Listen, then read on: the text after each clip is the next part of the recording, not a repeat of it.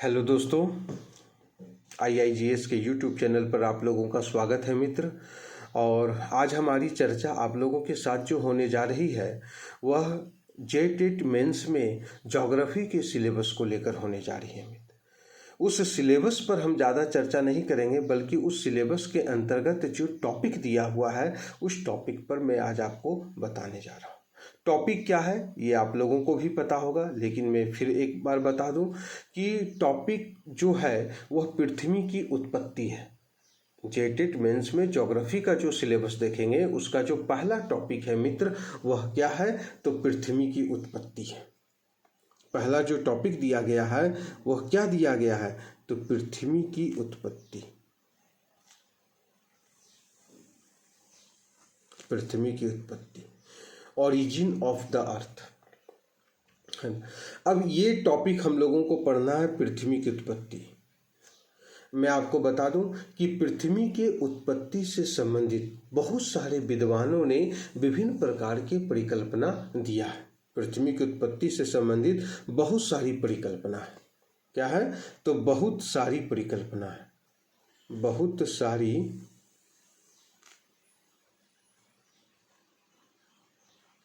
परिकल्पना है ना।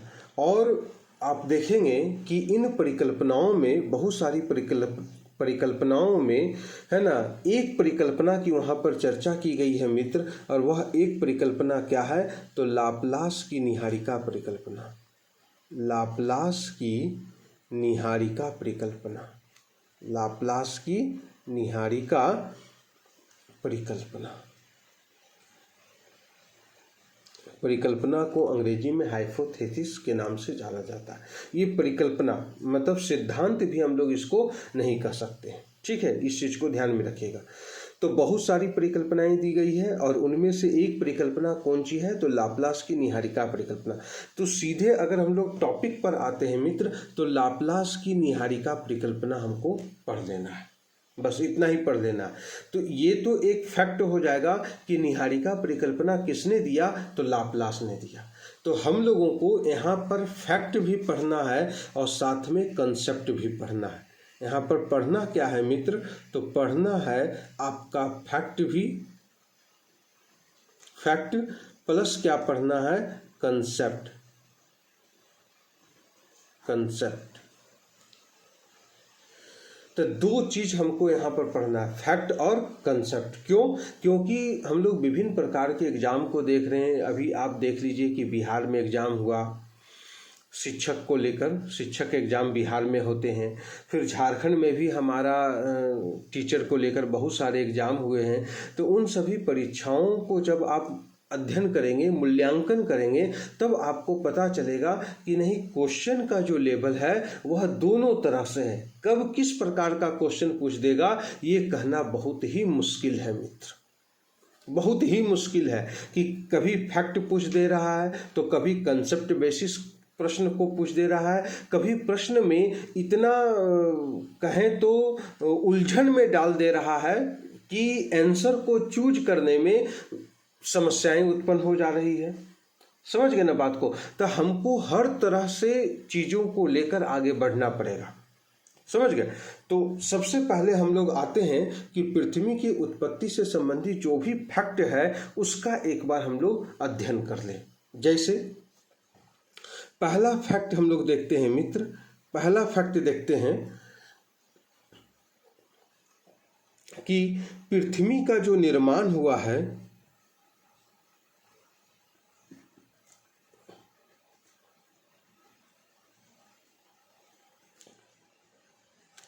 पृथ्वी का जो निर्माण हुआ है वो कब हुआ है, 4.54 अरब वर्ष पूर्व हुआ है। 4.54 अरब वर्ष पूर्व किस चीज का निर्माण हुआ, तो पृथ्वी का निर्माण हुआ। पृथ्वी पर जीवन का जो विकास होता है, पृथ्वी पर जीवन का विकास, जीवन का विकास कब हुआ, तो लगभग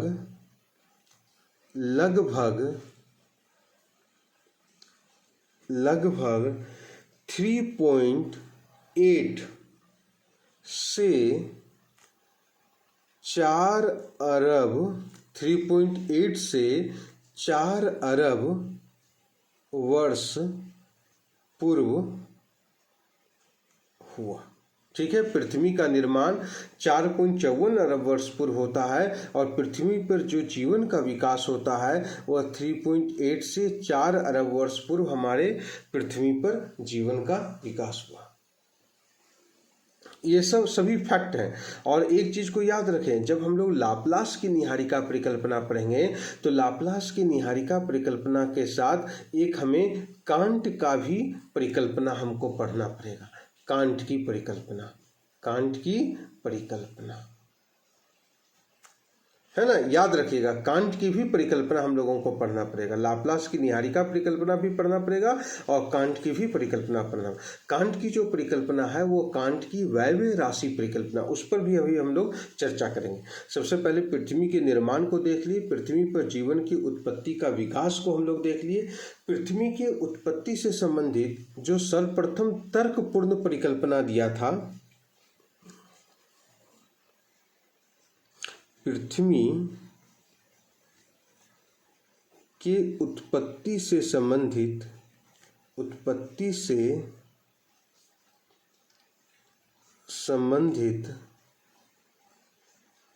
सर्वप्रथम तर्कपूर्ण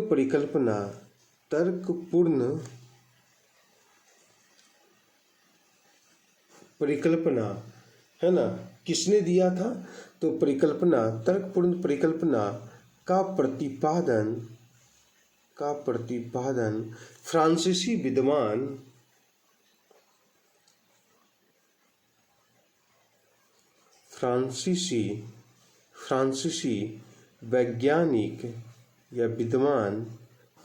वैज्ञानिक कास्ते द बफन ने दिया था।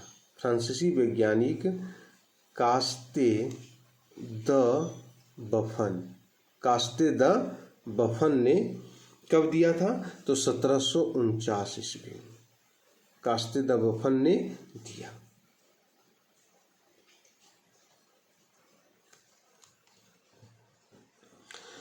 है ना, और यह परिकल्पना का क्या नाम दिया? तो तर्कपूर्ण परिकल्पना। तो आपसे पूछेगा कि पृथ्वी की उत्पत्ति से संबंधित सर्वप्रथम तर्कपूर्ण परिकल्पना किसने दिया?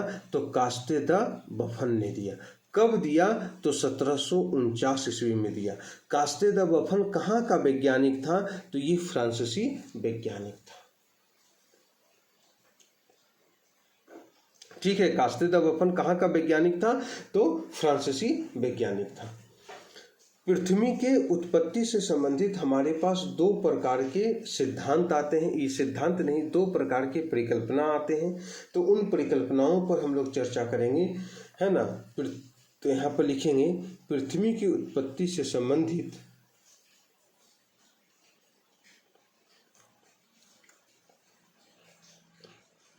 या ग्रहों की उत्पत्ति, ग्रहों की उत्पत्ति से संबंधित, ग्रहों की उत्पत्ति, क्योंकि पृथ्वी भी हमारा क्या है? एक ग्रह है मित्र। ग्रहों की उत्पत्ति से संबंधित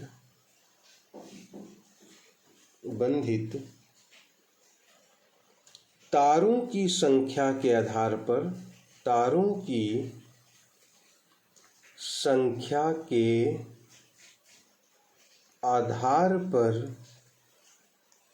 ग्रहों की उत्पत्ति से संबंधित तारों की संख्या के आधार पर परिकल्पना। ठीक है, तो ग्रहों के उत्पत्ति से, ग्रह, पृथ्वी हमारा ग्रह है, तो जब हम लोग पृथ्वी की उत्पत्ति की बात करेंगे या फिर ग्रहों की उत्पत्ति की बात करेंगे तो एक ही बात होगा मित्र, है ना। संबंधित तारों की संख्या के आधार पर परिकल्पना। और आपको पता होना चाहिए कि हमारा जो सौर मंडल है ना, उसमें तारों की जो संख्या है वह अधिक है।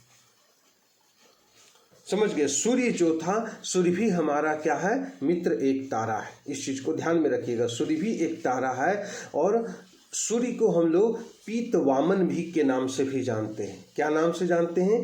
पीत ग्रह या पीतवामन, क्योंकि सूर्य का जो रंग है मित्र वह पीला रंग लिए हुए है। पीला और लाल है, लेकिन अधिकतर जो उसका रंग जो हमें दिखाई पड़ता है वह पीला रंग लिए हुए है। इस कारण से हम लोग उसको पीतवामन ग्रह के नाम से जानते हैं।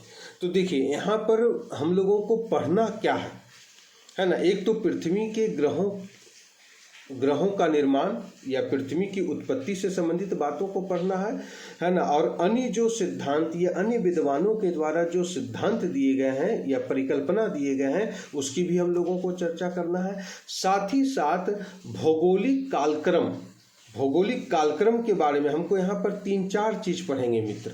यहाँ पर मैं आपको लिख देता हूँ कि क्या कौन कौन सा चीज़ हम लोगों को यहाँ पर पढ़ना है। पहला, पृथ्वी की उत्पत्ति के बारे में पढ़ना है। पृथ्वी की उत्पत्ति के बारे में पढ़ना है, पहला पॉइंट। दूसरा पॉइंट हम लोगों को क्या पढ़ना है, तो भौगोलिक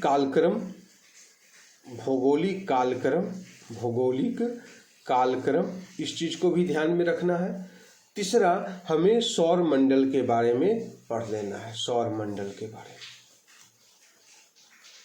समझ गए बात को। लेकिन हमारा जो सिलेबस दिया, अगर सिर्फ हम सिलेबस पर फोकस करें तो सिलेबस पर फोकस करने पर वहाँ पर साफ लिखा हुआ है लाप्लास की निहारिका परिकल्पना, है ना। तो लाप्लास की निहारिका परिकल्पना बस इतना ही पढ़ना है सिलेबस के अकॉर्डिंग।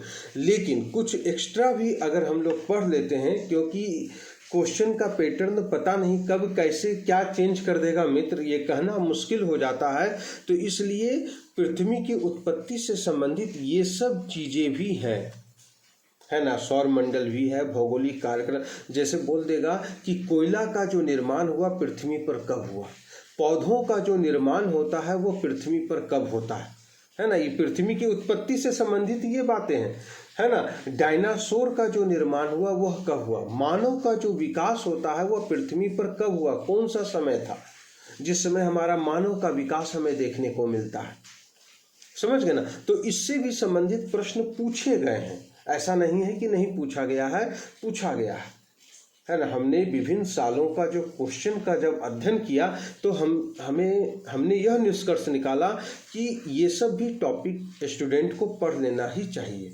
ठीक है, चलिए तो अब हम लोग आते हैं ग्रहों की उत्पत्ति से संबंधित जो भी महत्वपूर्ण सिद्धांत था उस सिद्धांत पर डायरेक्ट हम लोग चर्चा करेंगे मित्र।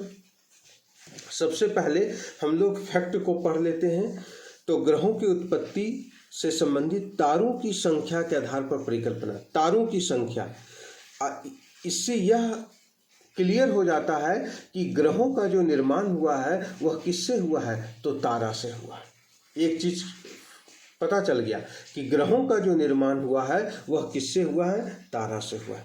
और तारों की संख्या के आधार पर हम लोग 2 परिकल्पना को देखते हैं, तारों की संख्या के आधार पर परिकल्पना, और इस परिकल्पना को हम लोग 2 भागों में बांटेंगे। ठीक है, पहला भाग क्या है, तो पहला भाग को हम लोग कहते हैं अद्वैतवादी परिकल्पना। अद्वैतवादी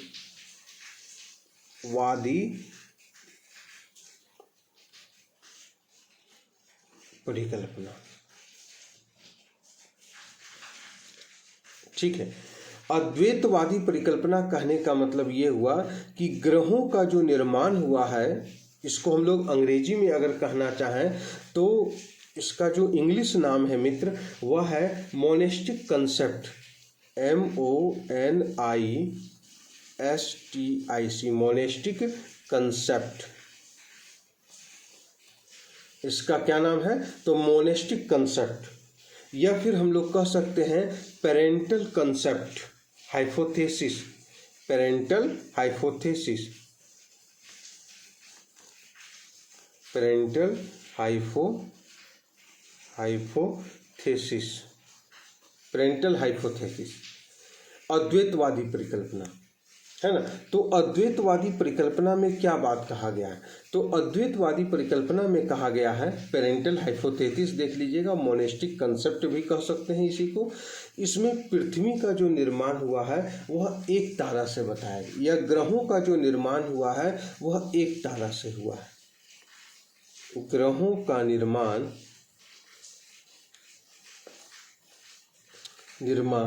एक तारा से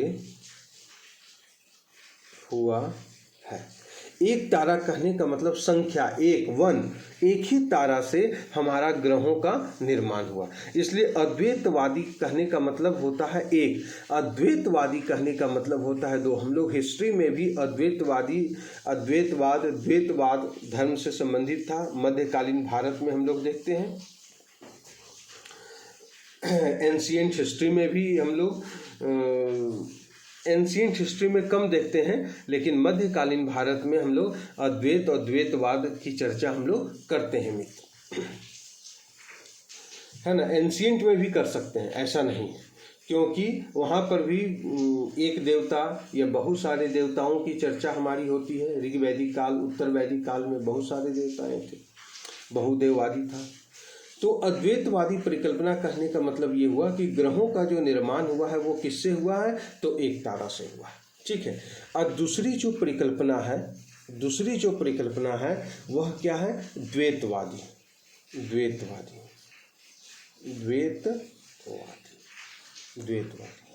या फिर हम लोग कह सकते हैं प्रलयात्मक परिकल्पना, है ना। द्वैतवादी या फिर प्रलयात्मक परिकल्पना, इसको अंग्रेजी में हम लोग कहते हैं डुलास्टिक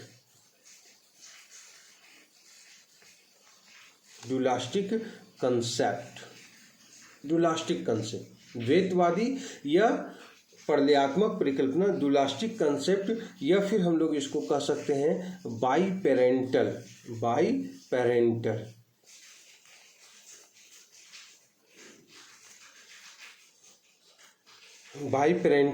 कंसेप्ट या फिर बाईपेरेंटल हाइपोथेसिस।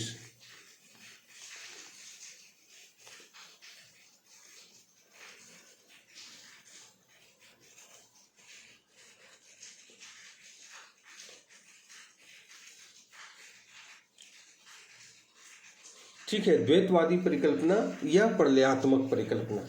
अब जो ये द्वैतवादी परिकल्पना है या प्रलयात्मक परिकल्पना है, इसका जो संबंध है वो क्या है, तो इसमें बोला गया है कि ग्रहों का जो निर्माण हुआ है वह दो तारा से हुआ है। ग्रहों का निर्माण किससे हुआ है, तो दो तारा से हुआ है, दो तारा से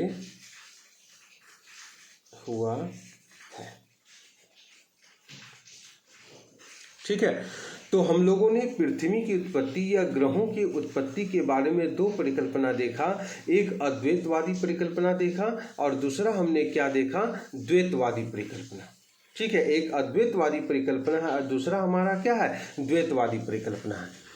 तो अद्वैतवादी परिकल्पना में यह बताया गया है कि ग्रहों का जो निर्माण हुआ है वो सिर्फ एक तारा से हुआ है। द्वैतवादी परिकल्पना में बताया गया है कि ग्रहों का जो निर्माण हुआ है वो दो तारा से है। अब कौन कौन से विद्वान जो हैं अद्वैतवादी के समर्थक हैं, कौन कौन से विद्वान जो हैं वह द्वैतवादी के समर्थक हैं, अद्वैत और द्वैतवादी, इसकी हम लोग यहाँ पर चर्चा कर लेते हैं। ठीक है, आइए।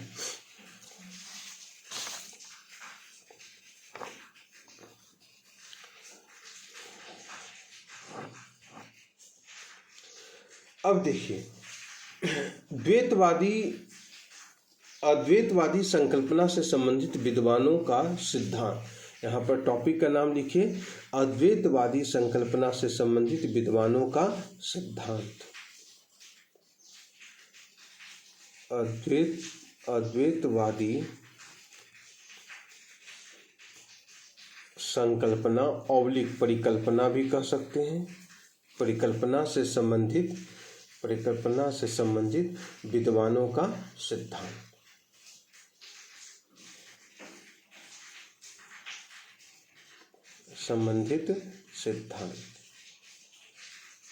ठीक है, अद्वैतवादी परिकल्पना से संबंधित विद्वानों का सिद्धांत। अब कौन कौन से सिद्धांत दिए गए हैं, तो पहला हम लोग देखते हैं जो अद्वैतवादी परिकल्पना से संबंधित है। तो पहला जो है सबसे पहले किसने दिया था? तो कास्ते द बफन, कास्ते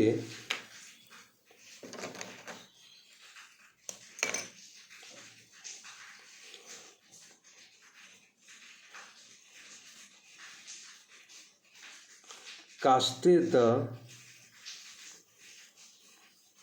बफन का सिद्धांत किससे संबंधित है? अद्वैतवादी संकल्पना से संबंधित है। कास्ते द बफन, इसने क्या बताया? इसने बताया, कास्ते द बफन ने बताया कि एक पुच्छ तारा है, कॉमेट्स है, एक पुच्छ तारा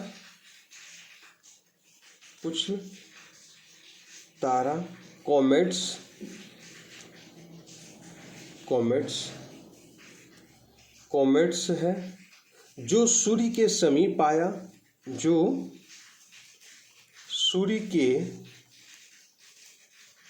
समीप आया,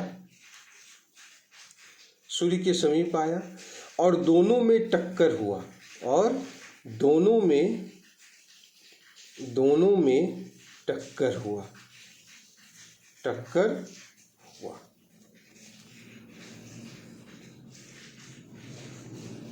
ठीक है, दोनों में टक्कर हुआ और इस टक्कर से सूर्य से कुछ पदार्थ निकल गया।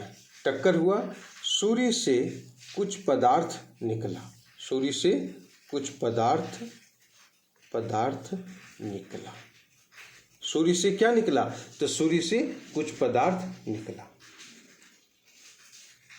है ना, और ये द्रव्य पदार्थ था, है ना, कुछ पदार्थ निकला और फिर यही पदार्थ, ये जो पदार्थ निकला, यही पदार्थ घनीभूत होकर, मतलब आपस में मिलकर, आपस में गति करके घनीभूत होकर, है ना, ग्रहों और उपग्रहों का निर्माण, ग्रहों और उपग्रहों का निर्माण हुआ। घनीभूत कहने का मतलब ये हुआ कि आपस में मिलना, आपस में आकर्षण शक्ति होना। कोई भी वस्तु है मित्र, जो एक स्थान पर रहता है या फिर वह गति करता है, तो आपस में उसकी एक अपनी गुरुत्वाकर्षण शक्ति होती है, एक उसकी अपनी आकर्षण शक्ति होती है। समझ गए ना बात को? हर वस्तु की अपनी एक आकर्षण शक्ति होती है। तो कास्ते द बफन ने बताया पुच्छ तारा के बारे में, कॉमेट्स के बारे में।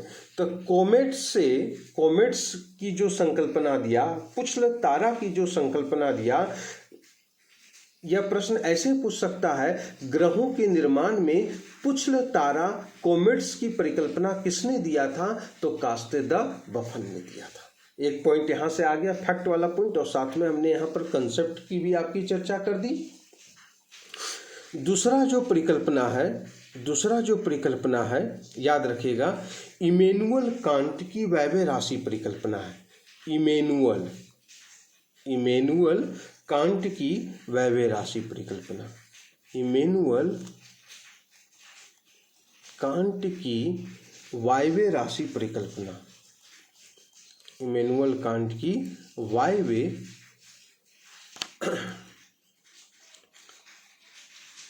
राशि परिकल्पना।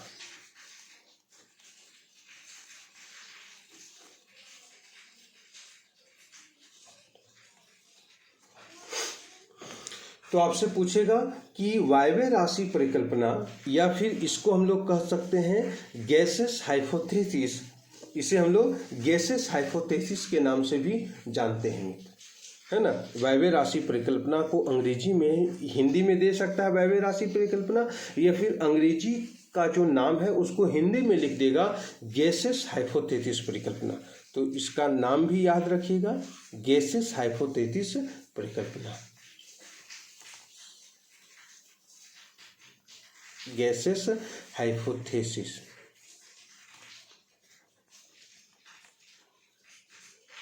Gases hypothesis.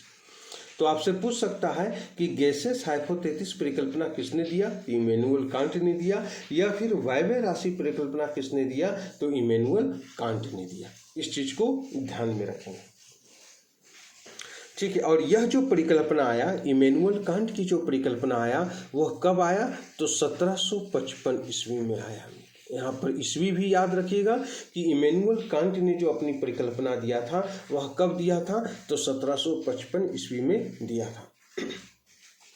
इमैनुअल कांट के बारे में कुछ और भी इम्पोर्टेंट बातें हैं, है ना, उसको जरा सा आप लोग यहाँ पर ध्यान में रखेंगे। वह बात है कि ये कहाँ का रहने वाला था? तो ये जर्मनी का रहने वाला था। इसका जो क्षेत्र है वह कौन सा क्षेत्र है? तो जर्मनी है। ये जर्मनी का रहने वाला है। और जर्मनी में भी एक क्षेत्र है प्रशिया प्रांत, प्रशिया प्रांत का रहने वाला है, प्रांत का रहने वाला है, ठीक है। 1755 ईस्वी में दिया। और जर्मनी के प्रशिया प्रांत का रहने वाला कौन है? तो इमैनुअल कांट है। इमैनुअल कांट की वायवीय राशि परिकल्पना, गैसेस हाइपोथेसिस परिकल्पना। पहला पॉइंट हो गया 1755 कब दिया? 1755 कहाँ का रहने वाला है? जर्मनी की प्रशिया प्रांत का रहने वाला। वायवीय राशि परिकल्पना या गैसेस हाइपोथेसिस परिकल्पना किसने दिया? तो इमैनुअल कांट ने दिया। और इसकी जो परिकल्पना है वह न्यूटन के गुरुत्वाकर्षण नियम पर आधारित है। इसकी जो परिकल्पना है जो न्यूटन के गुरुत्वाकर्षण नियम पर आधारित है। याद रखिएगा, जो न्यूटन के गुरुत्वाकर्षण नियम पर आधारित, इसकी परिकल्पना जो न्यूटन के गुरुत्वाकर्षण नियम पर आधारित है। गुरुत्वाकर्षण, न्यूटन के गुरुत्वाकर्षण नियम पर आधारित है, नियम पर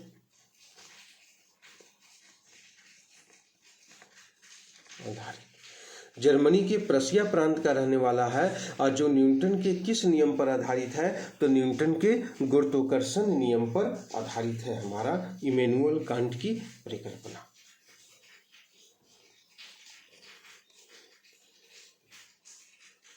ठीक है।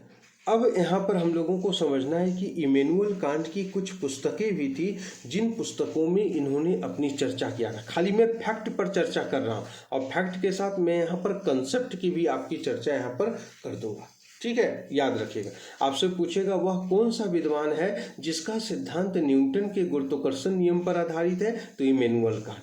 आपका जो सिलेबस दिया हुआ है उसमें लाप्लास की निहारिका परिकल्पना दिया हुआ है ना। तो इमैनुअल कांट की जो परिकल्पना था उस परिकल्पना में जो कुछ गलतियां थी उस गलतियों को सुधारा को किसने? तो उस गलतियों को सुधारा लाप्लास ने। इसलिए लाप्लास की निहारिका परिकल्पना को पढ़ने से पहले हमें कांट की परिकल्पना को पढ़ना पड़ेगा, है ना। कांट और लाप्लास दोनों की परिकल्पना हमें यहाँ पर देख लेना पड़ेगा। अभी सिर्फ हम लोग फैक्ट पर चर्चा कर रहे हैं, ठीक है। और फिर उसके बाद हम लोग कंसेप्ट पर चर्चा करेंगे। न्यूटन के गुरुत्वाकर्षण नियम पर आधारित है पहला। इसकी जो पुस्तकें हैं, इमैनुअल कांट की कुछ पुस्तकें हैं मित्र, पुस्तक इमैनुअल कांट की पुस्तक है। और पुस्तक का क्या नाम है? तो पुस्तक का नाम है general natural history of the world. इसकी पुस्तक है जनरल नेचुरल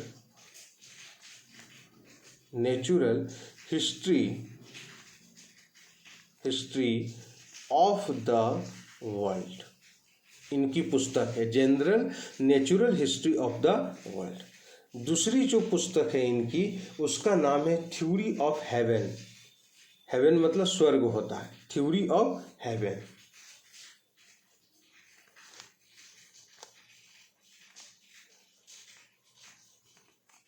ये दो पुस्तक है, general natural history of the world और theory of heaven. Heaven HEVEN,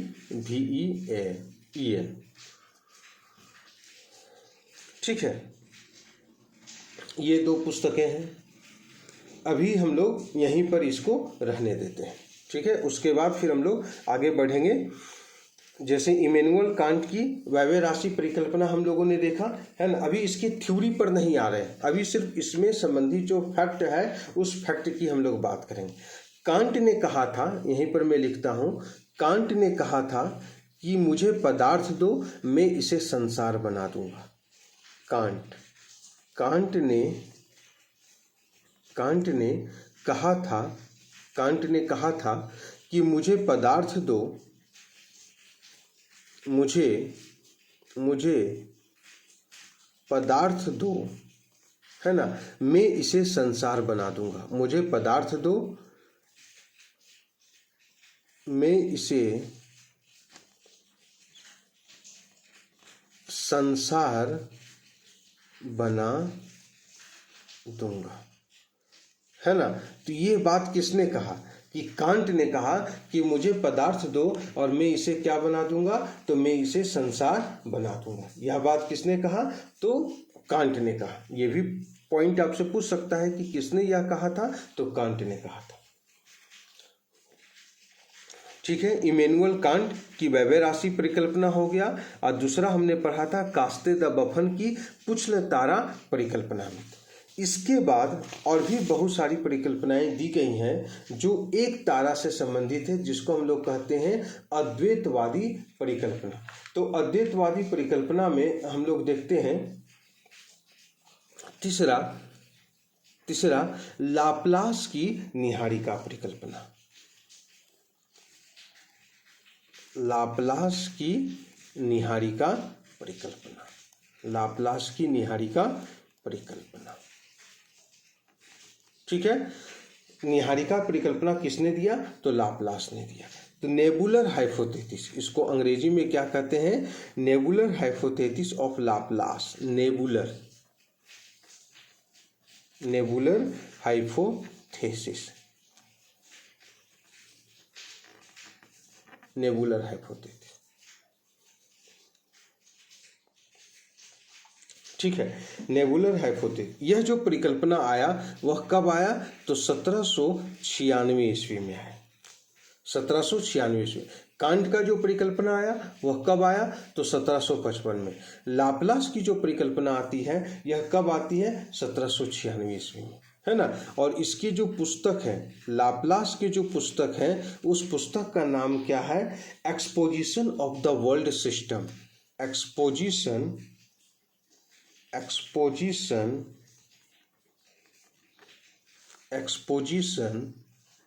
of the world system. Laplace की जो निहारिका परिकल्पना है, नेबुलर हाइपोथेसिस, ये कब आया, 1796 ईस्वी में आया। और इसका पुस्तक का नाम क्या है, exposition of the world system, याद रखिएगा। ठीक है, निहारिका परिकल्पना। और ये कहाँ का विद्वान था, तो ये फ्रांसीसी था, फ्रांसीसी गणितज्ञ था। ये जो लाप्लास था ये क्या था, तो फ्रांसीसी गणितज्ञ था, फ्रांसीसी गणितज्ञ था। अब इसका सिद्धांत क्या है, इस पर हम लोग नेक्स्ट क्लास में चर्चा करेंगे, है ना। अभी जो फैक्ट वाला जो पॉइंट है, जो पृथ्वी की उत्पत्ति से संबंधित है, बस उसकी हम लोग चर्चा कर लेते हैं। और एक चीज आप लोगों का होमवर्क रहेगा कि न्यूटन का जो गुरुत्वाकर्षण नियम है वह कौन से नियम पर आधारित है, पहला है, दूसरा है, तीसरा है, चौथा है, ये पूछ सकता है कि न्यूटन के तीसरे नियम पर आधारित कौन सा है या दूसरे नियम पर आधारित कौन सा। तो ये आपका होमवर्क रहेगा कि गुरुत्वाकर्षण जो नियम है वह न्यूटन का कौन सा नियम है। समझ गए ना बात को, इस चीज को ध्यान में रखें। तो लाप्लास की निहारिका परिकल्पना हो गया जो एक तारा से संबंधित है। उसके बाद रोसे की परिकल्पना, तीसरा, चौथा नंबर, रोसे की परिकल्पना, रोसे की परिकल्पना, है ना। अब यहां पर देखते हैं हम लोग रोसे की जो परिकल्पना है तो वह कौन सी परिकल्पना है, तो रोसे की जो परिकल्पना था वह भी एक विखंडन परिकल्पना है। रोसे की परिकल्पना का संबंध किससे है, विखंडन परिकल्पना से। इसका जो परिकल्पना का जो नाम दिया गया है वो विखंडन परिकल्पना दिया गया है। रोसे की परिकल्पना का नाम क्या दिया है, विखंडन परिकल्पना दिया गया। पांचवा जो है वो है लाकियर की परिकल्पना। लाकियर लाकियर की उल्का पिंड परिकल्पना। लाकियर की उल्का पिंड परिकल्पना। आप सिर्फ इतना याद रखेंगे, रोसे की विखंडन परिकल्पना, लाकियर की उल्कापिंड परिकल्पना, लाप्लास की निहारिका परिकल्पना, कांट की वैवय राशि परिकल्पना।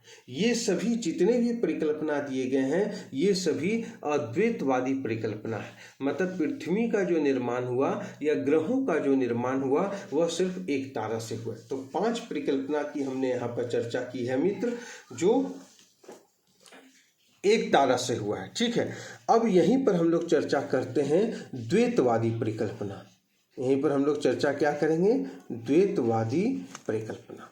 द्वैतवादी परिकल्पना का पीछे हमने बता दिया था कि ग्रहों का जो निर्माण हुआ या पृथ्वी का जो निर्माण हुआ है वह 2 तारा से हुआ है। इस चीज को ध्यान में रखिएगा, द्वैतवादी परिकल्पना। और इससे संबंधित कौन कौन विद्वान है? तो पहला हम लोग लिखेंगे, पहला जो विद्वान है वह लिखेंगे चेम्बर तथा माल्टन की ग्रहणु परिकल्पना। चेम्बर तथा माल्टन, चेम्बर तथा माल्टन की ग्रहणु परिकल्पना। अब ग्रहणु परिकल्पना क्या है इस पर अभी हम लोग चर्चा नहीं करेंगे, अभी हम लोग सिर्फ फैक्ट पर चर्चा करेंगे। ग्रहणु परिकल्पना आपसे पूछेगा कि ग्रहणु परिकल्पना किसने दिया था? चेम्बर तथा माल्टन ने दिया था। कब दिया था? तो 1905 ईस्वी में दिया था। ठीक है, दूसरा हम लोग देखते हैं जिन्स और जेफरे की ज्वारीय परिकल्पना। जिन्स और जेफरे की ज्वारीय परिकल्पना। जिन्स और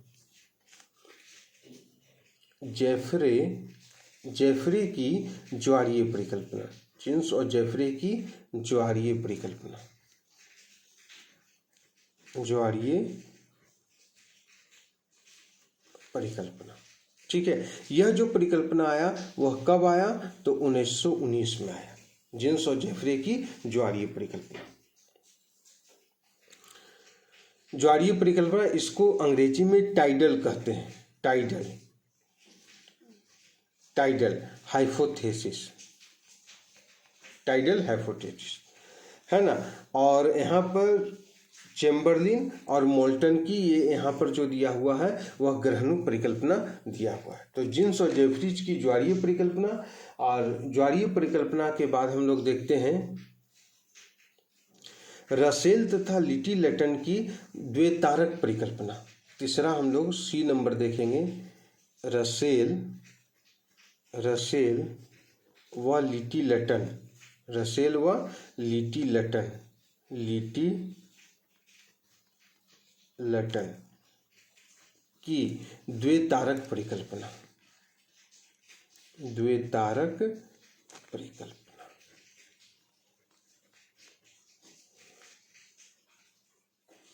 है ना। और द्वैतारक परिकल्पना को यहाँ पर बाइनरी स्टार हाइपोथेसिस कह सकते हैं। बाइनरी स्टार हाइपोथेसिस, अंग्रेजी का नाम लिखा देने क्योंकि इंग्लिश के नाम को हिंदी में भी लिख सकता है, बाइनरी हाइपोथेसिस। ठीक है, रसेल तथा लिटी लेटन की क्या है? तो रसेल तथा लिटी लेटन की द्वैतारक परिकल्पना है, जिसको हम लोग किस नाम से जानते हैं? तो बाइनरल हाइपोथेसिस के नाम से जानते हैं। चौथा है 9 तारा परिकल्पना। डी नंबर में देखते हैं 9 तारा परिकल्पना। 9 तारा परिकल्पना। 9 तारा परिकल्पना, यह जो परिकल्पना दिया था, 9 तारा परिकल्पना दिया है, यह किसने दिया है? तो हायल तथा लिटी लेटन ने। हायले तथा लिटी लेटन। 9 तारा परिकल्पना, हायले तथा लिटी लेटन ने कौन सा परिकल्पना दिया? तो 9 तारा परिकल्पना दिया। ये कब दिया? तो 1939 ईस्वी में दिया। 9 तारा परिकल्पना हॉयल तथा लिटी लेटन का।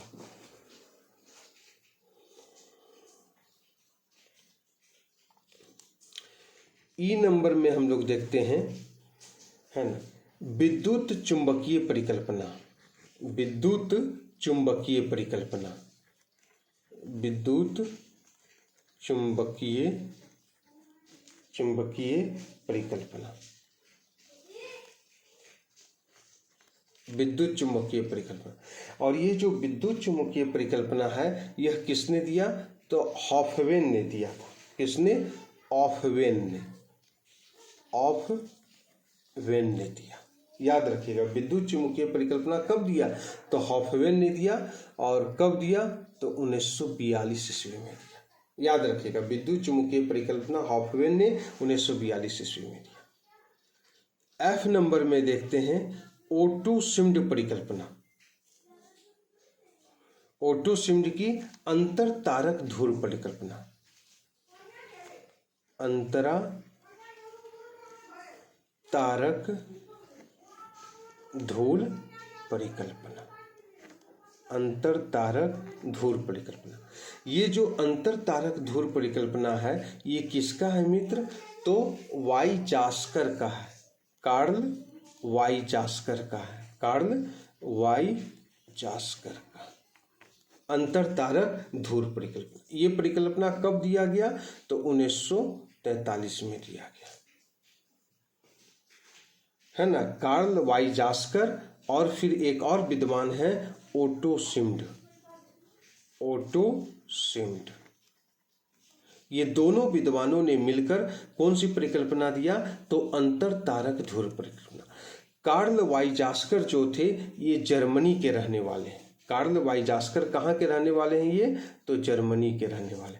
ओटो शिम्ड जो है ये कहाँ के रहने वाले हैं? तो ये रूस के रहने वाले हैं। याद रखिएगा, ओटो शिम्ड परिकल्पना और कार्ल वाईजास्कर की परिकल्पना जो है अंतर तारक ध्रुव परिकल्पना। धूल को दष्ट कहते हैं, याद रखेंगे, है ना। इंटरस्टेलर दष्ट परिकल्पना। और जी नंबर में हम लोग देखते हैं बिग बैंग सिद्धांत। बिग बैंग सिद्धांत, बिग बैंग तथा स्फीति सिद्धांत एक ही बात है। बिग बैंग सिद्धांत का है तथा स्फीति सिद्धांत का है, स्फीति सिद्धांत। बिग बैंग सिद्धांत या फिर स्फीति सिद्धांत। यह जो परिकल्पना दिया यह किसने दिया? तो जॉर्ज लेमेंटियर ने दिया। यह परिकल्पना किसने दिया? तो जॉर्ज लेमेंटियर ने दिया। यह परिकल्पना किसने दिया? तो जॉर्ज लेमेंटियर। ये कहाँ के रहने वाले थे? तो ये बेल्जियम के रहने वाले थे, बेल्जियम का ये रहने वाले थे।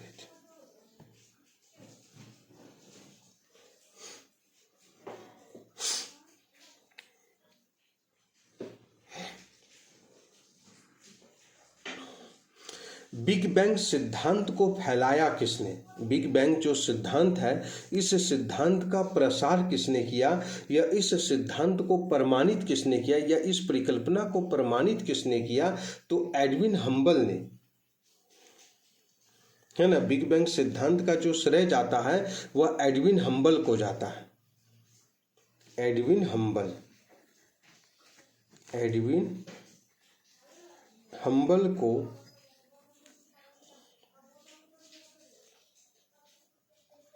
को इसका श्रेय जाता है,